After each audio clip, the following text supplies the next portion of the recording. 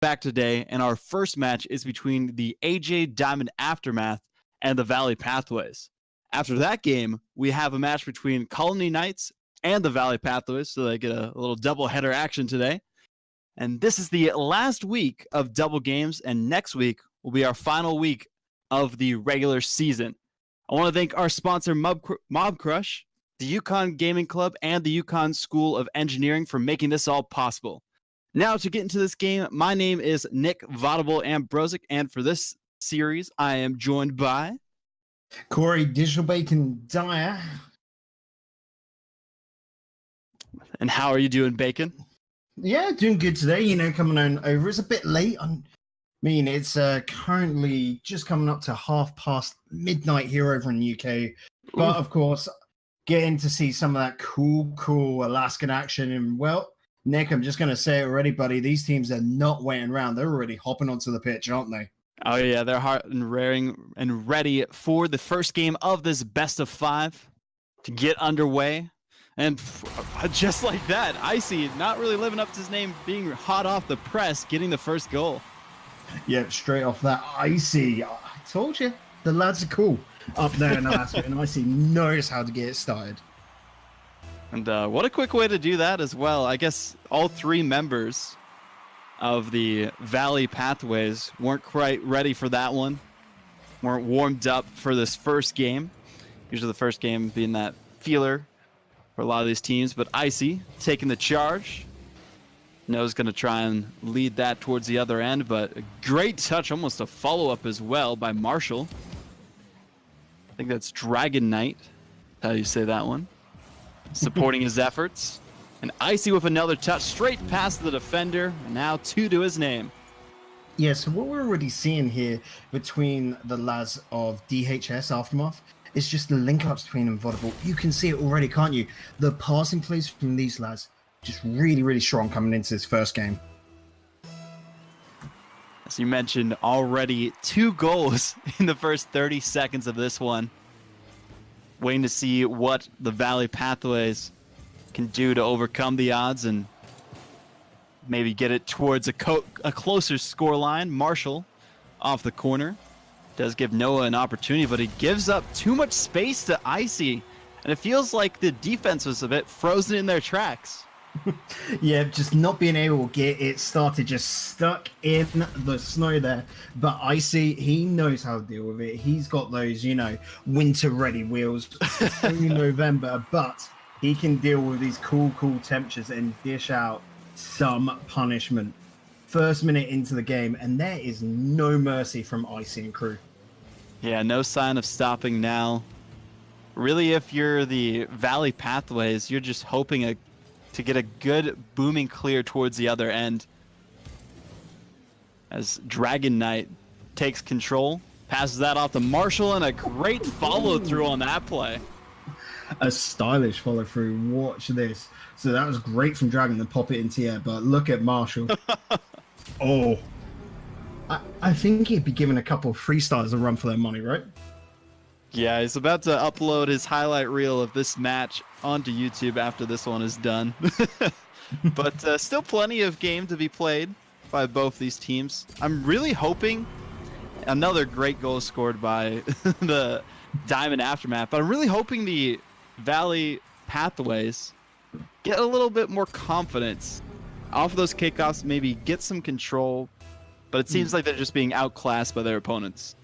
Yeah, it's a high school lead, isn't it, Nick? So you're going to see loads of different skill levels because everyone's just playing here more for fun.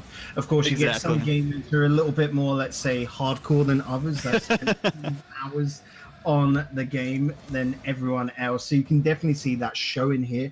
But it could just be, pathways. A couple of players might be picking this up for the first time, might be in those. That is true. And it's more of an experience for them, isn't it? It's more that first dip into esports as well. Maybe that first dip into the game and picking it up. They will learn so much throughout this league, of course, and then going into future seasons, future works, and that was another nice one right there. But yeah, picking up where you left off on that remark, that's perfect way to summarize how the Valley Pathways have been playing. It seems like they are newer to Rocket League, and this is a great experience for them because they get to see kind of where they can aspire to be in the future, on how their opponents are playing against them, able to control their cars a lot more, able to hit the ball where you want it to go is like a huge thing. I know when I was first starting out Rocket League, it's like whenever I hit the ball, I was like, yes, I hit it for the first time. But it's baby steps from there, and eventually you go from just hitting the ball to scoring, and then going for some aerial plays like you're seeing happen from the Dimond Aftermath. Yeah, and you can also just see it from the cars themselves already. DHS Aftermath are using some crate items, that sort of thing. If you actually can see a couple of black market items, but you'll notice this overconfidence from them. They're knocking into each other next. So you can also see maybe DHS, I'm just going to say it now, go away from this. Don't get overconfident. Yeah, it's cool that you're getting these fancy shots, but they are leaving little holes, which if they come up against a stronger team, it could hurt them. They've got to play, I think, professionally is the best way to put it, eh? Exactly. You don't need to put in so many goals, but you mentioned it before, they are just having fun with it. Once they face more aggression later on in this league, we've seen some higher skill ceiling teams, I guess you could say, that they haven't faced yet on stream. So those are the ones that they're going to have to really worry about. But for the Valley Pathways, I feel like the best advice for them right now is save the replays for these so you can see what these teams can really do. And then go into those training packs, go into like the tutorials, and maybe watch some like strategy videos as well. That helps out a lot. Actually, you were saying that about tutorials. The base game tutorials, they're not bad. They're pretty good when you're starting off. I definitely recommend everyone doing it. Even now, being a champ 2 player, I don't know what you are, Nick. I have not played ranked this season. Time. Yeah, it's that case of you won't get them 100% of the time. It keeps you fresh, even if you're an experienced team member. I'm still just every now and then in awe of what the lads. Oh yeah, like this is really good for high school level. Quality. Yeah.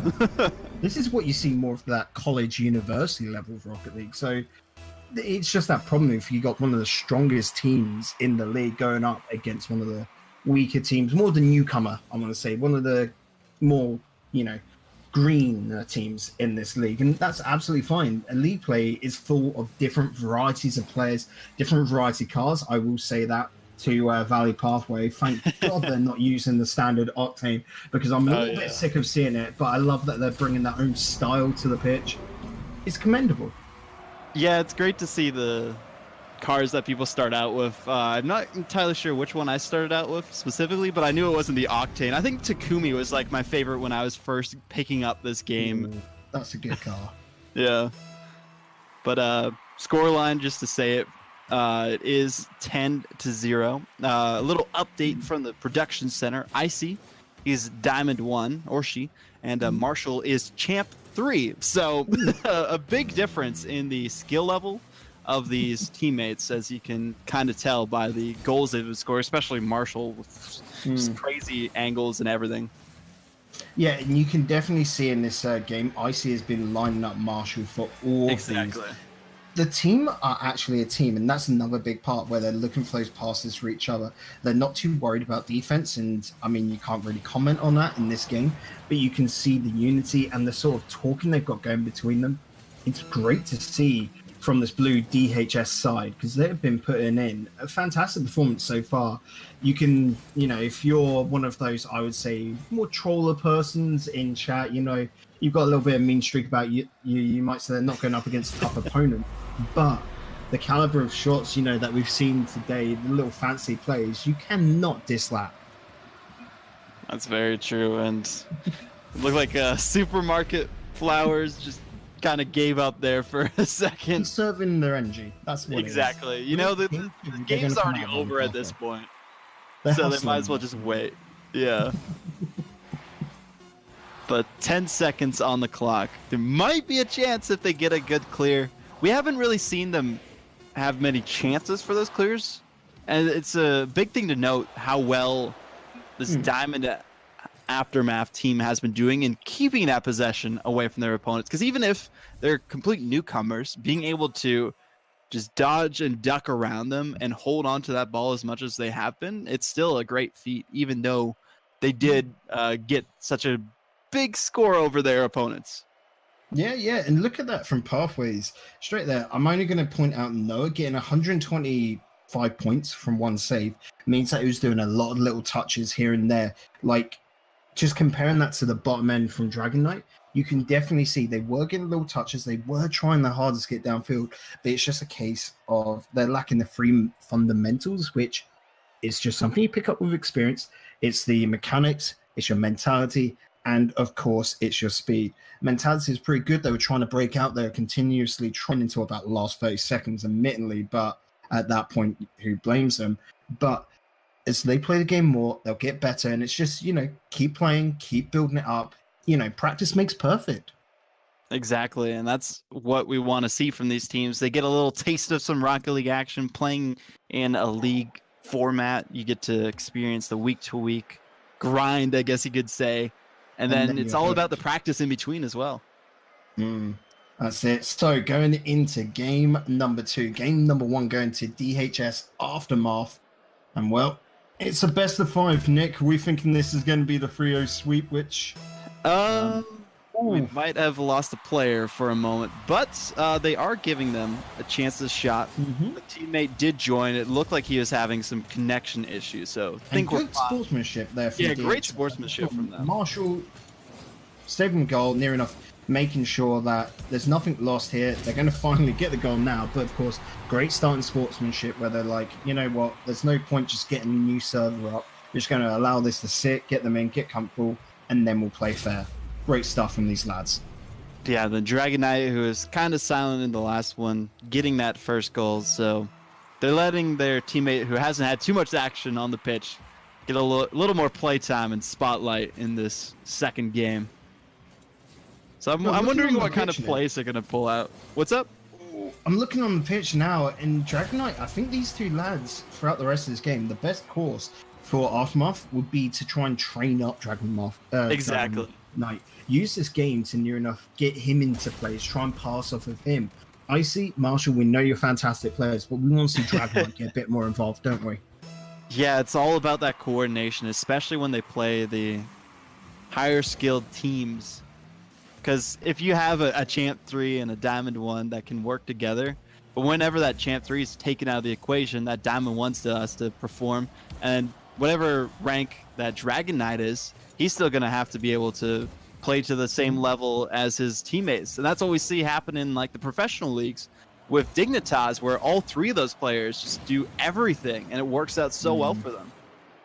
Yeah, definitely Dragon Knight has been more of that defensive player and allowing his 2 teammates to go forward. But like you said, it's stronger if you can have a trio. Dragon Knight, unfortunately, just missing that one. A lot of pressure, maybe just not expecting that he was the one to have to go into it. A lot of questions, but 2 goals already up. Aftermath don't really have much threat now. They can keep just pummeling away, but I do like that in this situation, Pathways are doing a lot better than game 1. They're holding out, making some good clearances downfield. Oof, that wasn't so good from Icy though, was it? Now, the question is, are these touches just them trying to go for different setups and practice different angles? That is an own goal from Icy right there. So I think that was on purpose, but they're trying to have a little fun with it, and that's what you kind of have to do in these situations. You don't want to make it just a terrible time for all the players, especially in this kind of league.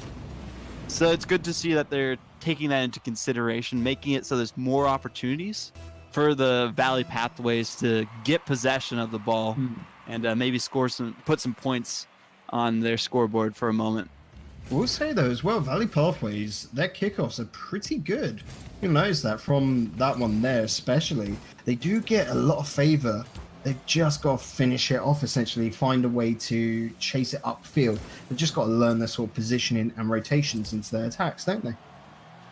That's exactly what we need to see from them, especially when you aren't really seeing them use the power slide too much. Great double touch by Marshall there off that backboard, but we haven't seen them turn around in time, so they're still missing a few of those core mechanics that if they can get just those mechanics, learning, as we mentioned, through the tutorials, pretty great system, doing some of those maybe a couple training of YouTube packs. vids. yeah, YouTube videos just to see like what the core mechanics are you need to learn, and then go from there. See how you can improve the rotations, be on that far post whenever you're defending.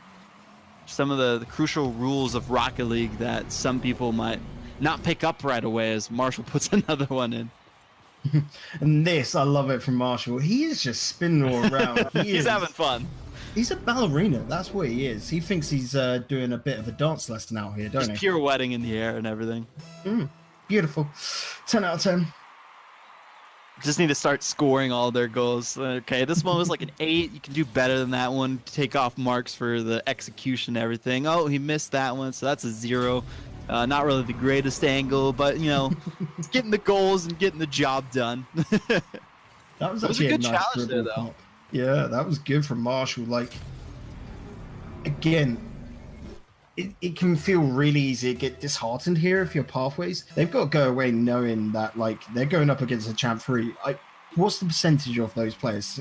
Something like 0.2% of all players in the world are Champ 3s. Yeah, it's an insane amount. It's just Aftermath have the like star player. They've got the one that's on a scholarship here, you know, with Rocket League. It's just they've got that insane high player, which I mean, it's good for them, no lie.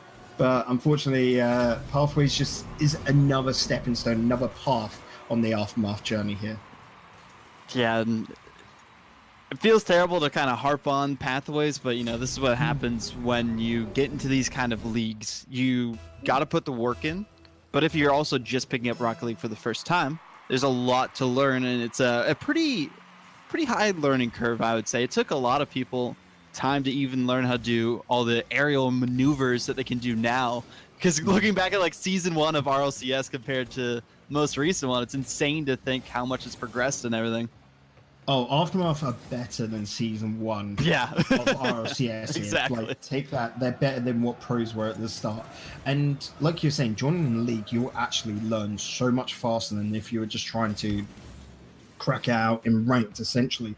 So this league play will be brilliant for Pathways, and they're going to be a team that I'll probably keep my eye on just to see how they improve, like what little new tricks they picking up each and every week. Because nice Marshall seems to be like, oh, already learn. Yeah, he's not going to learn too much. The biggest thing he would learn in some of these games is just the coordination with his teammates, the communicating with them, being in the right position, setting up, and also when they do face heavy opposition in one of these best of 5 series, that they can have the endurance to overcome it and make sure they coordinate well enough to sneak it past them as often as they can. They probably won't be able to pull off as crazy of shots as they've showed in this series, but you know, if they can still do that at that level, then kudos to them. Well, yeah, and on that same note, when it comes down to them playing against, say, a stronger team, would Marshall then become the third man? Would he become a little bit more defensive because they need a stronger core to their team? A lot of questions here. This is Marshall just having a fun day at the office, essentially. This is a party for him, but Dragon Knight wants in on the action. Yeah, we did see a little bit of Dragon Knight before, and we saw him resurface again. Just pushing that past the defense. Both of them kind of broke apart on that goal line. Didn't really get the touches they needed, but you mentioned it before. Their kickoffs have been pretty solid so far, but Marshall, off the kickoff, though, is pretty solid as well. Yeah, and this was the one thing. If Pathways can get a follow-up onto those kickoffs, I think they could start the foundations to a solid team. Because actually, kickoffs are one of the hardest skills in Rocket League to learn. And just to naturally have that already, Pathways, it's very impressive that they're already winning kickoffs. They just need to get into position here. You can just see that, unfortunately, from Tarina, where, like you said, not having that power slide is what is hurting there. And it's just one of those things you learn how to use it, how to feel comfortable with the mobility of the car. It's just all time, and it's really encouraging to see. Especially knowing when to use ball cam and when not to use ball cam too, because that's another big thing to adapt. Because if you're picking up Rocket League for the first time, it's a lot different than picking up, like, a different shooter game or a different like sports game or a racing game. Like you might have used those controls a few times before in similar games, but there isn't really something similar to Rocket League itself. So it's even more difficult, I feel, to pick up compared to other ones. So yeah, if you've definitely played another FPS, you can pick up, say, Overwatch or something pretty simple. exactly. But with Rocket League, it's completely unique in its own way. We're starting to see some other games come out relatively soon. I think we know a couple of games in beta that are like Rocket League, but Rocket League is the start of a very, very special esport. And you've got to think at the same time, these lads here playing on this pitch are sort of like at that ground floor of high school Rocket League. In the future, who knows? Some of these lads, let's just say Marshall, because he's been the we'll say star player on this pitch. Yeah. He could be the next pro, the next Kronovi. Who knows? It all takes time, and it's exciting stuff to see the ground floor, essentially, of Rocket League here. Yeah, it's crazy because a lot of these teams, they are at the same level as some of the pros were originally, because a lot of those pro players were still in high school. Like I only know a few of them that are actually in college at this point. So yeah, I was talking the other day. I think EU is definitely an older scene than NA, but the average pro Rocket League player is 19 years old. That is not old at all. And of course, you got to think these high school kids here could pick up so much in the span of a year, maybe even 2 years, and then get to that point where they could be pro, which again, exciting times. Yeah, we'll see exactly how the Valley Pathways adapt through this season, and if they hopefully stick up for next season too. Do that practice, put in the work. They've got the winter break coming up, so that's a lot of free time to spend playing, eh? Yeah, plenty of time for them to get back into the action and practice in their downtime.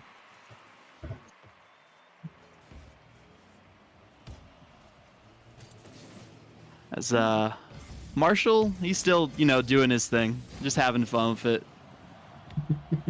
Setting himself up. What Marshall's actually trying to do here is he's using his opponents as freestyle practice. He's trying to come up with these new little flicks, new little tricks, which to a lot of people watching might think is a bit disrespectful, but that's because he's thinking about how can I put this into my proper game against a team like the Colony Knights, for example, who are of champ caliber as well, Nick. And he's trying to come up with these little plays in his head whilst using an opponent that's not necessarily as strong, but is still present there. He knows he can't be slow, otherwise they'll get onto the ball. And I think this is the big brains behind Aftermath here. Yeah, he knows where to set things up. Great setup off that backboard too. Icy with the finish. Perfect read on the ball too. He's just freestyling all over the place. Like, even though he's doing all these fancy tricks, it's in a calculated manner, you could say, so that he hits the ball at the right angle. Still running on that wheel up there. Exactly. Obviously, those tricks might not work out as well against a team, as you mentioned, like the Colony Knights, which we'll actually see the next series. But once those two teams face off, most likely in the playoffs, based off their caliber of team members, I guess you could say, being the champ rank, there is a little, well, I would say a little bit more than a little difference between champ 1 to champ 3, but you still are able to close that gap a little bit more depending on your awareness on the pitch as well. Like, you might have more mechanical ability as a champ 3, but if you're able to work as a team and a cohesive unit, it might work better if you're a champ 1, Yeah, we've seen similar stuff to that, like Zane Jackie, who didn't even get very high ranked, or wasn't even Grand Champ, I believe, and he's a pro. That was nice from Icy. But yeah, it all comes down to those team plays. I've seen it a lot, especially with the Renegade Cup action going on recently. Oh, yeah. Where you'll get champ threes come on through, and it's just because they've got that teamwork. They may not have the mechanics, but where they can work in unison as a team, they can succeed. On the opposite hand, though, you do see these teams where they're just like, you know, three outstanding players that don't need teamwork because they're so fast, they're so quick, and they're just sort of following what I'd call normal rotations, if that makes sense, where every ball into the middle is aimed into a general area, which is a pass. So it's really easy to read and defend against, but it's very standard gameplay and very easy to pick up. So a team can start to look. Oh gosh. Not the greatest for Supermarket Flowers, but worked out for Dragon Knight. What we can agree probably on, though, is Supermarket Flowers is a fantastic name. Probably the best one on the pitch. Yeah. I do like the fashion that Supermarket Flowers is showcasing as well.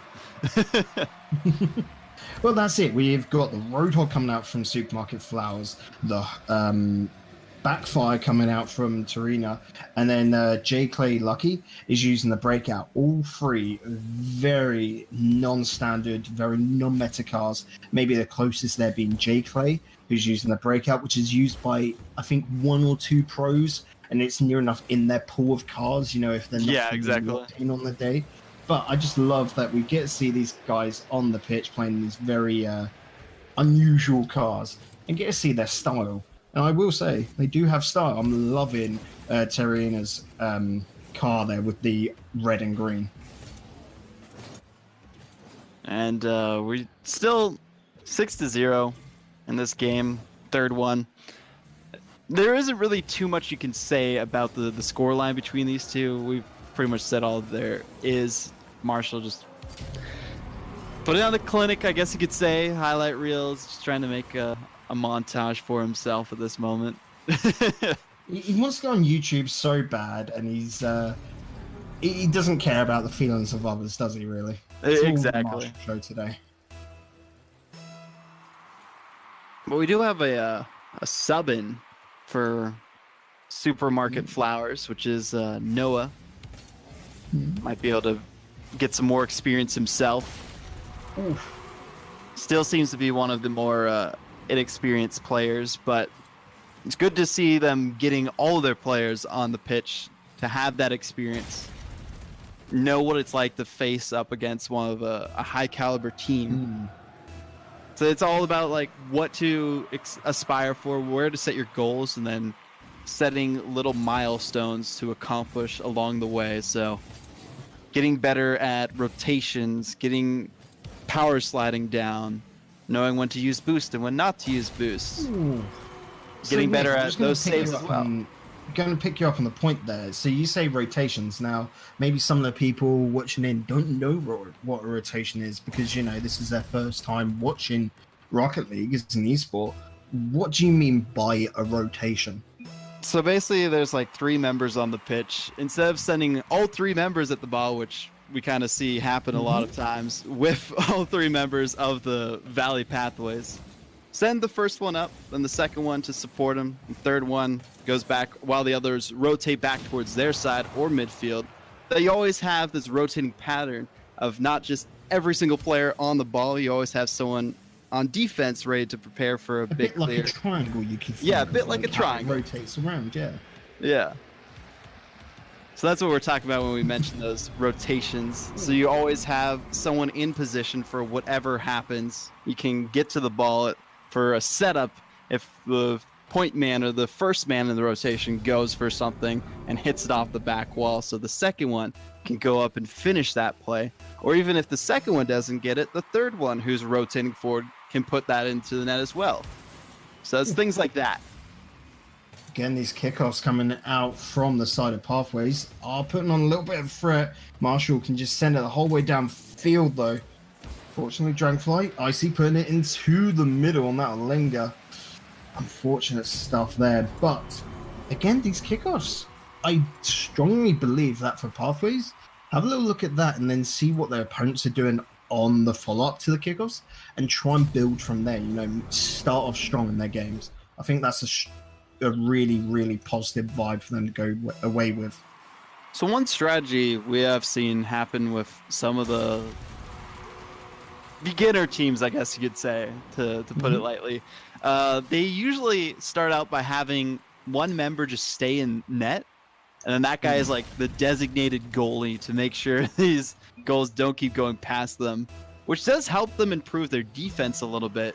So maybe if they started out with that style, because they're all three keep going on the kickoff, but they need to just make sure they have that one member who is closest to the ball on kickoff. So it's either from like the corner or depending on the setup, if they're close to the net, there might be one closer to the midfield line. He's or her is the one that's going to be designated to go for that ball unless you're doing a fake. But those come a lot later in the kind of kickoff meta. I don't even do fakes. Yeah, I don't know. Leave them.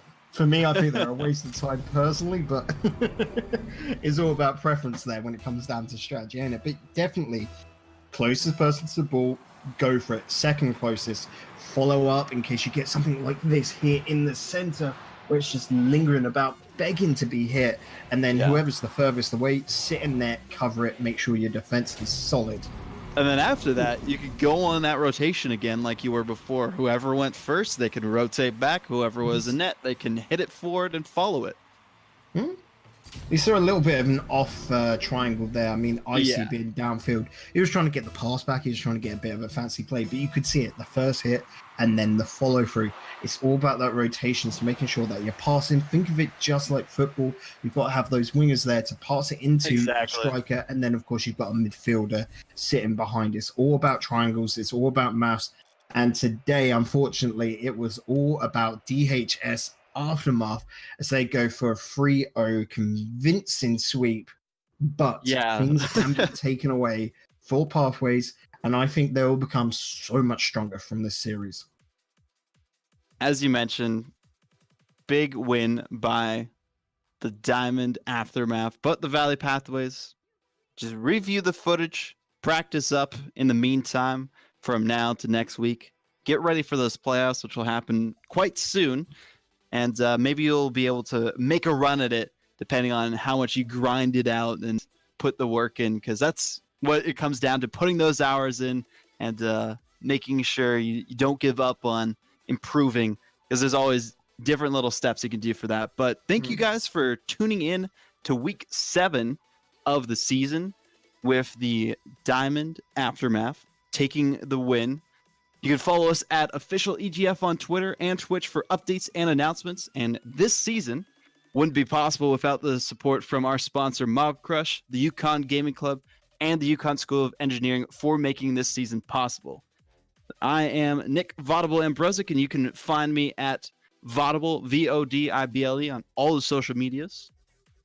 Yep, and I am Corey Digital Bacon Die. You can find me at Digital Bacon 1 on Twitter and Digital Bacon Gaming here on Twitch. We'd love to thank you, everyone there at home, for joining us. And until next time, we'll see you then.